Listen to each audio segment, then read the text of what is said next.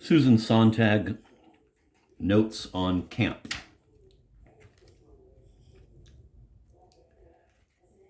The ultimate camp statement: it's good because it's awful. Notes on Camp. Many things in the world have not been named, and many things, even if they have been named, have never been described. One of these is the sensibility, unmistakably modern, a variant of sophistication but hardly identical with it, that goes by the cult name of camp. A sensibility as distinct from an idea is one of the hardest things to talk about. But there are special reasons why camp, in particular, has never been discussed. It is not a natural mode of sensibility, if there be any such. Indeed, the essence of camp is its love of the unnatural, of artifice and exaggeration. And camp is esoteric, something of a private code, a badge of identity even, among small urban cliques. Apart from a lazy two-page sketch in Christopher Isherwood's novel The World in the Evening, 1954, it is hardly broken into print. To talk about camp is therefore to betray it. If the betrayal can be defended, it will be for the edification it provides or the dignity of the conflict it resolves. For myself, I plead the goal of self-edification and the goad of a sharp conflict in my own sensibility. I am strongly drawn to camp and almost as strongly offended by it. That is why I want to talk about it and why I can. For no one who wholeheartedly shares in a given sensibility can analyze it. He can only, whatever his intention, exhibit it. To name a sensibility, to draw its contours and to recount its history, requires a deep sympathy modified by revulsion.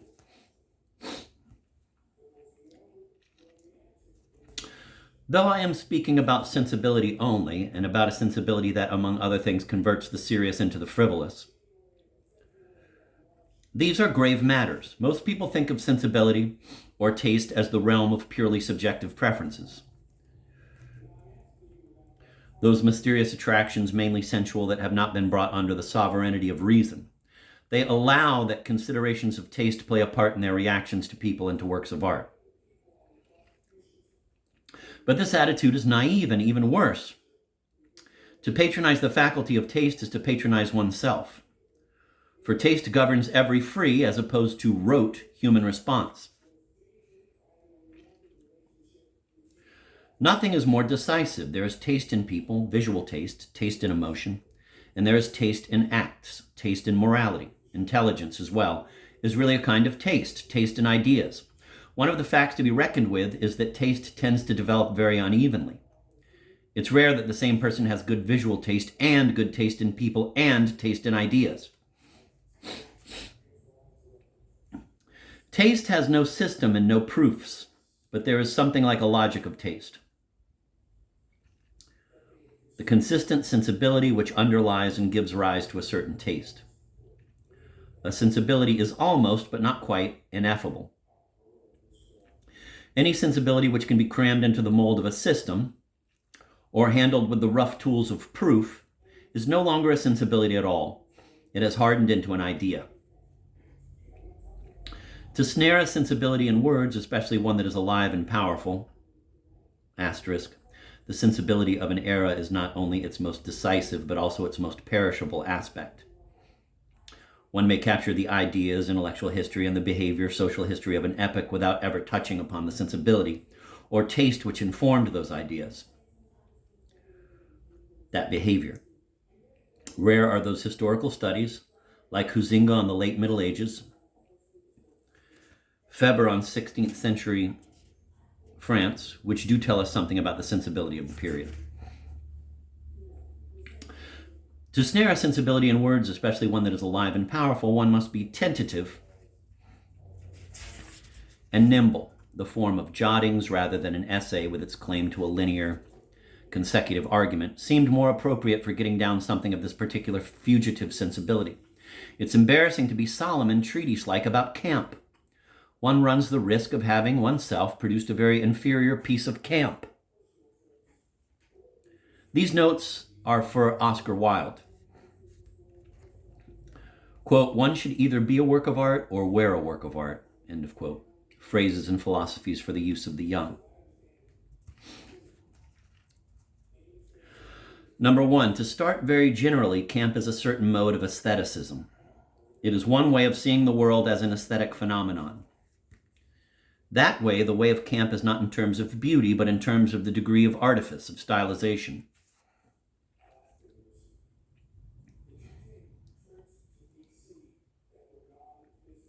Number 2, to emphasize style is to slight content, or to introduce an attitude which is neutral with respect to content. It goes without saying that the camp sensibility is disengaged, depoliticized, or at least apolitical.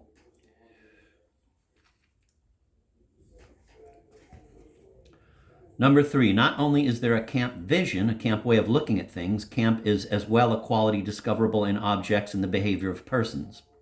There are campy movies, clothes, furniture, popular songs, novels, people, buildings. This distinction is important. True, the camp eye has the power to transform experience. But not everything can be seen as camp.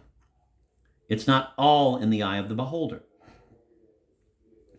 4, random examples of items which are part of the canon of camp. Zuleika Dobson, Tiffany lamps, Scopitone films,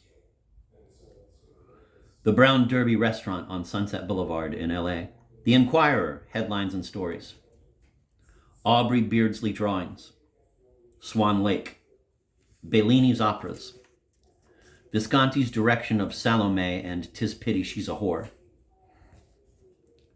certain turn-of-the-century picture postcards, Schoedsack's King Kong, the Cuban pop singer La Lupe, Len Ward's novel and woodcuts, God's Man, the old Flash Gordon comics, women's clothes of the 20s, feather boas, fringed and beaded dresses, etc. The novels of Ronald Furbank and Ivy Compton Burnett. Stag movies, seen without lust. Number 5, camp taste has an affinity for certain arts rather than others. Clothes, furniture, all the elements of visual decor, for instance, make up a large part of camp. For camp art is often decorative art, emphasizing texture, sensuous surface, and style at the expense of content. Concert music, though, because it is contentless,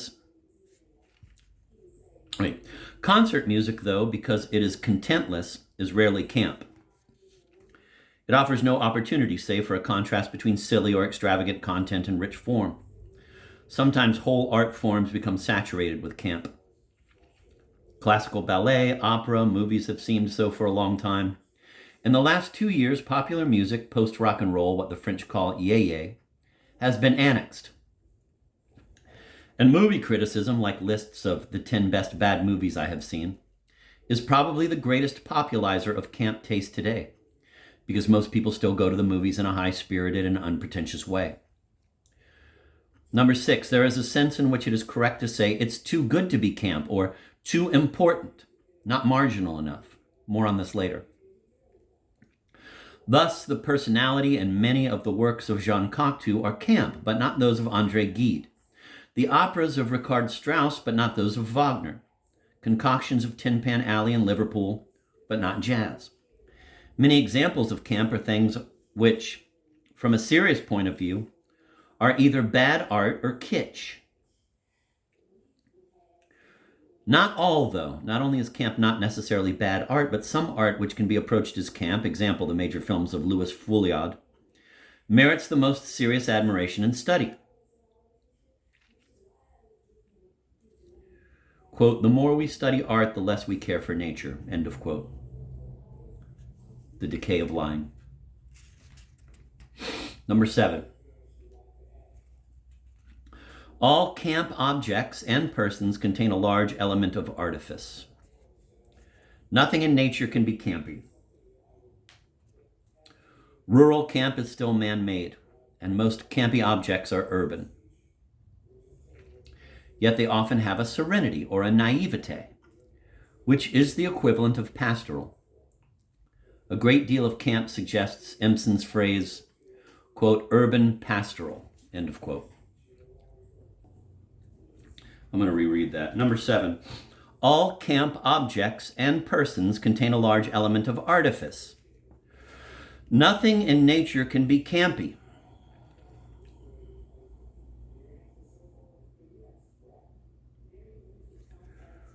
Rural camp is still man-made, and most campy objects are urban, yet they often have a serenity or a naivete, which is the equivalent of pastoral.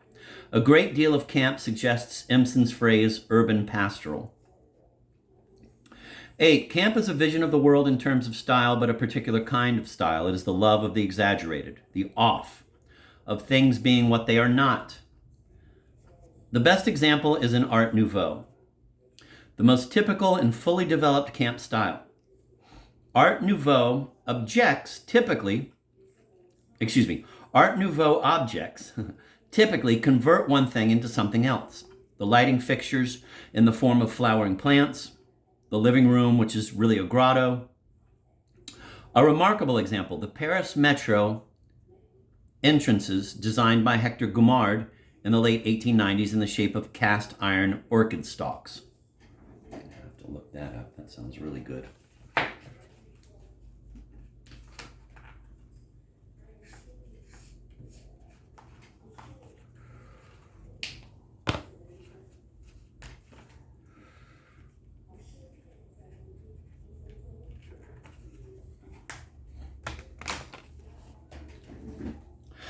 Number 9, as a taste in persons, camp responds particularly to the markedly attenuated and to the strongly exaggerated.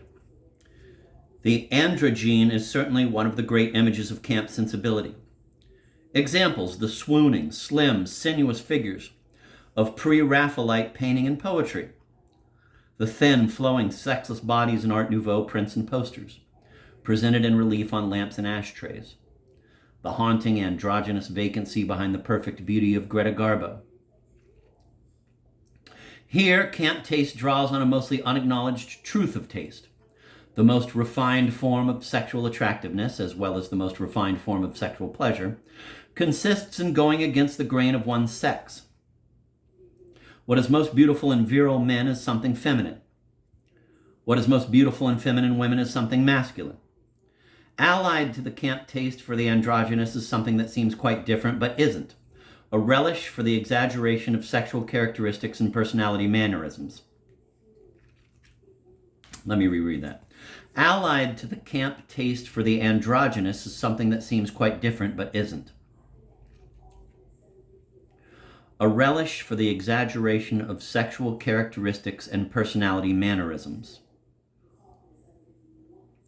For obvious reasons, the best examples that can be cited are movie stars, the corny, flamboyant femaleness of Jane Mansfield, Gina Lollobrigida, Jane Russell, Virginia Mayo, the exaggerated he-manness of Steve Reeves, Victor Mature, the great stylists of temperament and mannerism such as Betty Davis, Barbara Stanwyck, Tallulah Bankhead, Edwidge Fleer.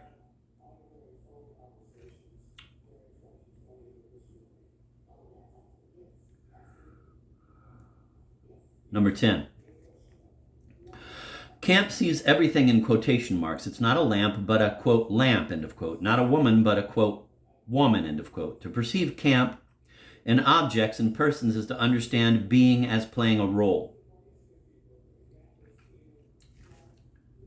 It is the farthest extension in sensibility of the metaphor of life as theater.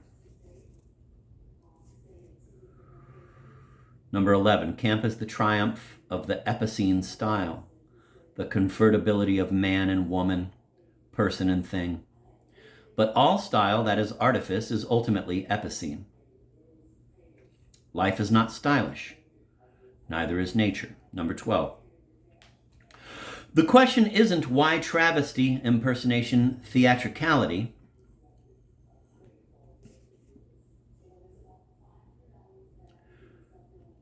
The question is rather, when does travesty, impersonation, theatricality acquire the special flavor of camp? Why is the atmosphere of Shakespeare's comedies, As You Like It, etc., not epicene, while that of Der Rosenkavalier is? 13, the dividing line seems to fall in the 18th century. There the origins of camp taste are to be found. Gothic novels, chinoiserie, caricature, artificial ruins, and so forth. But the relation to nature was quite different then. In the 18th century, people of taste either patronized nature, Strawberry Hill, or attempted to remake it into something artificial, Versailles. They also indefatigably patronized the past. Today's camp taste effaces nature or else contradicts it outright, and the relation of camp taste to the past is extremely sentimental.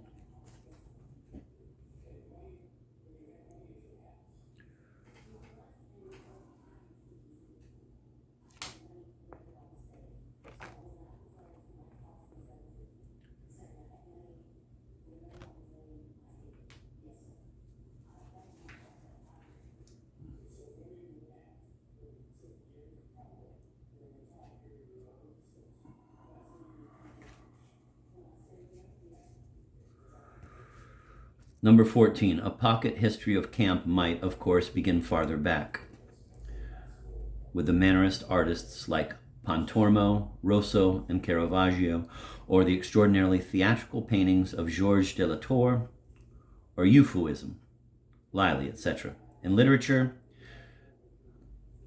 still, the soundest starting point seems to be the late 17th and early 18th century because of that period's extraordinary feeling for artifice, for surface, for symmetry, its taste for the picturesque and the thrilling, its elegant conventions for representing instant feeling and the total presence of character, the epigram and the rhymed couplet in words, the flourish in gesture and in music. The late 17th and early 18th century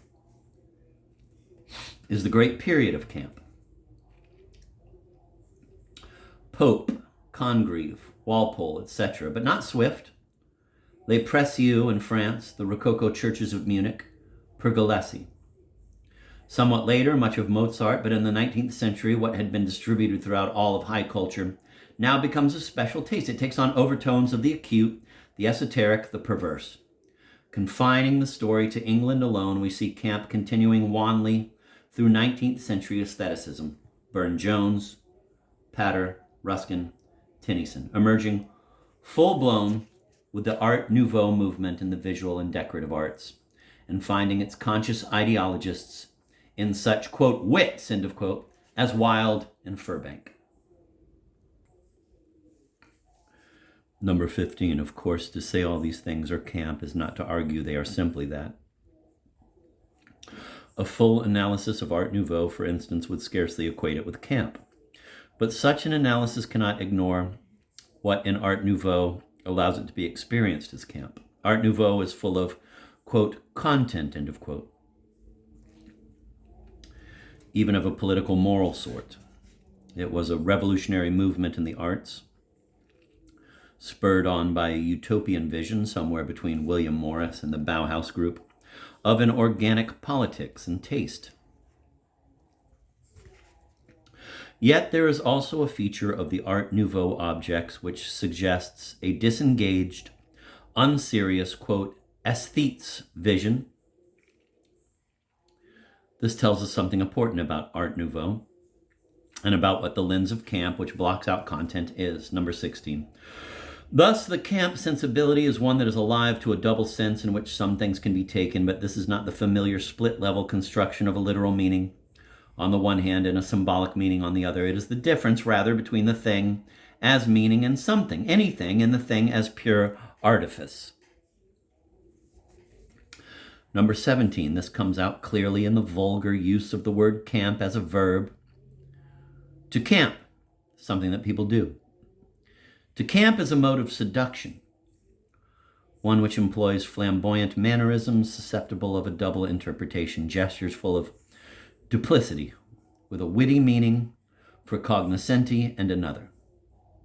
More impersonal for outsiders. Equally and by extension, when the word becomes a noun, when a person or a thing is a camp, a duplicity is involved. Behind the straight public sense in which something can be taken, one has found a private, zany experience of the thing. Quote, to be natural is such a very difficult pose to keep up, end of quote.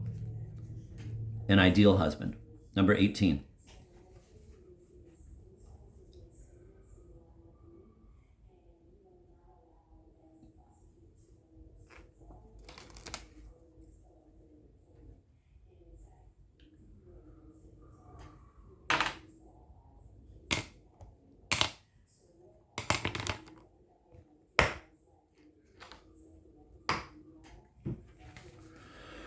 Number 18, one must distinguish between naive and deliberate camp. Pure camp is always naive.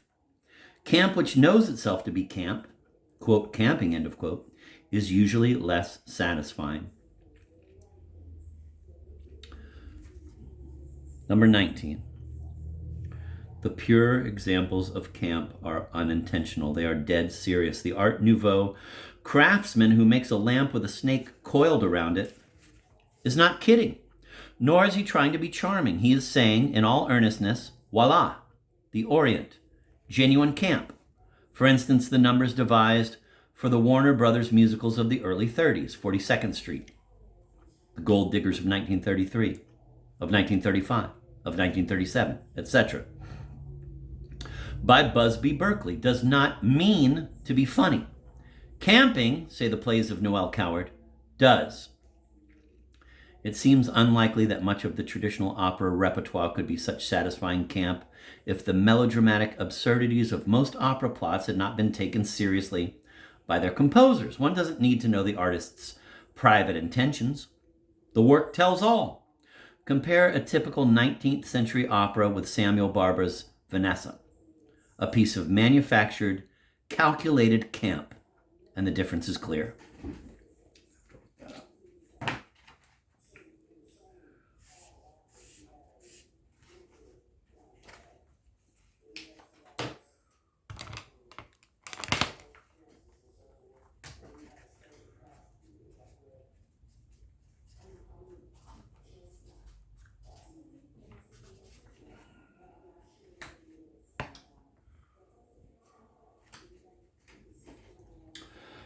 Number 20.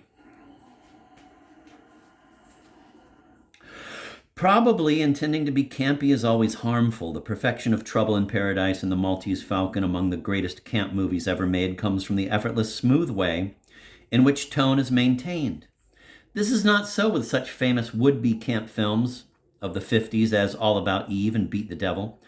These more recent movies have their fine moments, but the first is so slick and the second so hysterical, they want so badly to be campy that they're continually losing the beat. Perhaps, though, it is not so much a question of the unintended effect versus the conscious intention, as of the delicate relation between parody and self-parody in camp. The films of Hitchcock are a showcase for this problem. When self-parody lacks ebullience, but instead reveals, even sporadically, a contempt for one's themes and one's materials, as in To Catch a Thief, Rear Window, North by Northwest. The results are forced and heavy-handed, rarely camp. Successful camp, a movie like Carnet's Drôle de Drame, the film performances of Mae West and Edward Everett Horton, portions of The Goon Show, even when it reveals self-parody, reeks of self-love.